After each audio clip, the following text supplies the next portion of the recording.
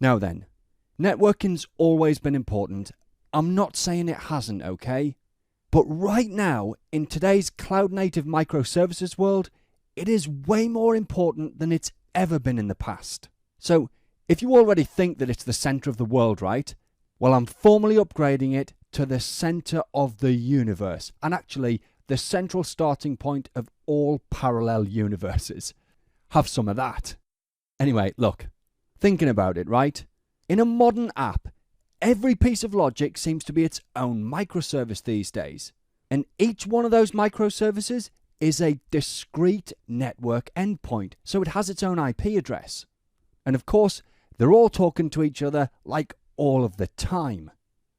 So, if you've got a crappy network, you're gonna have a crappy app. And that's just bad for business.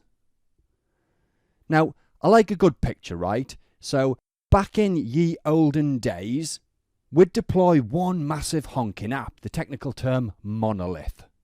So it was one big beast with one IP. And when you fired this thing up, you prayed that you'd never have to touch it again.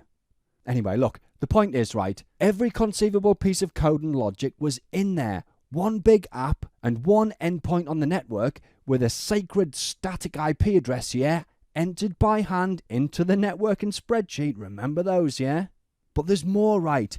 They'd often have manual entries in DNS. Oh, I mean, I'm not kidding you, right? I've worked at places where I knew by heart the IP addresses of some of the applications. That is literally how static applications and networks used to be. Anyway, look, that was then and this is now. And my goodness, the world is a different place now, and a better one for sure. So monoliths are on their way out, right? And we're building things more like this. Oh. Well, it's the same app, right? But instead of lumping everything together in like a single binary or whatever, we split out all the different functions and we code them separately. And yeah, it brings a ton of benefits, right? Like it's way easier to iterate on functionality and bug fix and scale and canary builds and all the other good stuff that we like to do today, right? Though I'll give you, troubleshooting can be a bit tricky, but generally speaking, the pros outweigh the cons.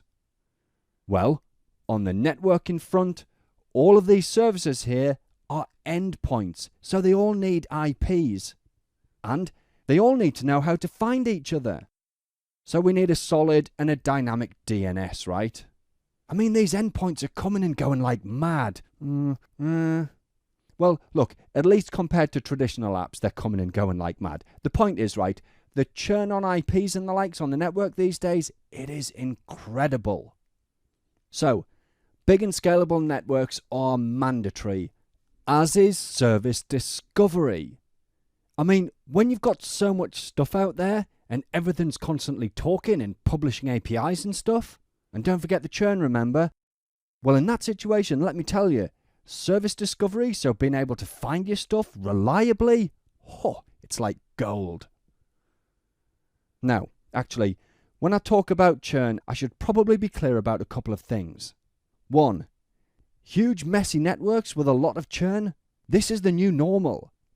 I mean, look, you can pretend it's not, but you won't escape it forever. I suggest you embrace rather than trying to hide, okay? Also though, by churn, I'm talking about endpoints being added and removed from the network when things like scaling operations happen.